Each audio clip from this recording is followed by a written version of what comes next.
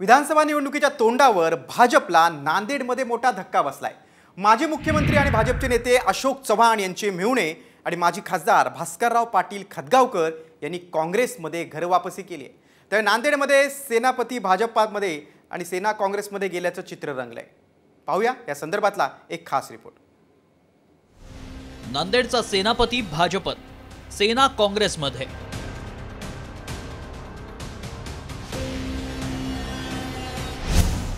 खदगावकरांच्या काँग्रेस प्रवेशानं चव्हाणांसमोर आव्हान।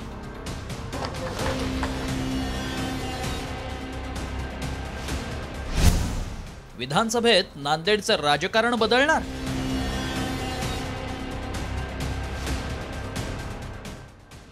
राज्यात सध्या विधानसभेच्या निवडणुकीचे वारे वाहत असून सर्वच राजकीय पक्षांनी कंबर कसली आहे।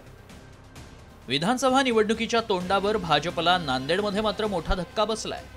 माजी मुख्यमंत्री आणि भाजपचे नेते अशोक चव्हाण यांचे मेहुणे आणि माजी खासदार भास्करराव पाटील खदगावकरांनी काँग्रेसमध्ये घर वापसी केली। यावेळी खदगावकर यांच्या अनेक समर्थकांनीही काँग्रेसमध्ये प्रवेश केला। खदगावकर यांच्यासह माजी आमदार ओमप्रकाश पोकर्णा आणि मिनल पाटील खदगावकर स्वगृही परतलेत।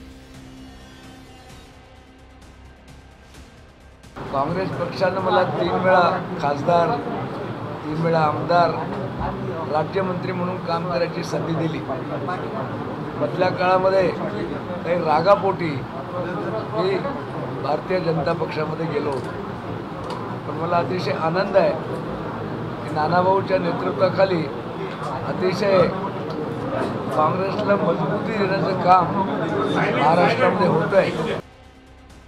खदगावकरांच्या काँग्रेस प्रवेशानं नांदेड जिल्ह्यातील नायगाव, मुखेड, देगलूर, बिलोली या 3 विधानसभा मतदारसंघात काँग्रेसला फायदा होऊ शकतो। खदगावकरांच्या घरवापसीमुळे नायगावमधल्या काँग्रेस इच्छुकांच्या आशा मात्र धुळीस मिळाल्या आहेत, कारण मिनल पाटील खदगावकर यांना काँग्रेसकडून उमेदवारी मिळण्याची शक्यता वर्तवली जाते। खदगावकरांच्या काँग्रेसमध्ये परतण्यानं नांदेडची जागा काँग्रेससाठी सोयीची ठरणार आहे। पाहूया।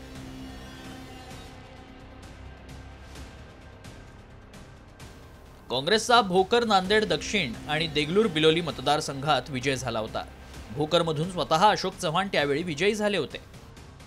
नायगाव, मुखेड मतदारसंघात भाजपचा विजय झाला। यंदा नायगावात भाजपचे राजेश पवार विरुद्ध काँग्रेसच्या मिनल पाटील खदगावकर अशी लढत होऊ शकते। लोकसभा निवडणुकीतही नांदेडमध्ये मवियाचा दणदणीत विजय झाला। यंदा लोकसभेला काँग्रेसचे वसंतराव चव्हाण नांदेडमधून निवडून आले होते, मात्र काही दिवसांपूर्वीच त्यांचं अचानक निधन झालं आणि ही जागा रिक्त झाली। आगामी विधानसभा निवडणुकीसोबतच लोकसभेची पोटनिवडणूक होण्याची शक्यता आहे। असं झाल्यास खदगावकरांची घरवापसी आणि दिवंगत वसंतराव चव्हाण यांच्या सहानुभूतीच्या जोरावर काँग्रेस पक्ष नांदेडचं राजकारण बदलू शकतो। त्यामुळे राज्यसभेची खासदारकी पदरात पाडून घेतलेल्या अशोक चव्हाणांचा विधानसभेत महायुतीला विजयी करण्यासाठी राजकीय कस लागणार आहे। ब्युरो रिपोर्ट, साम टीव्ही।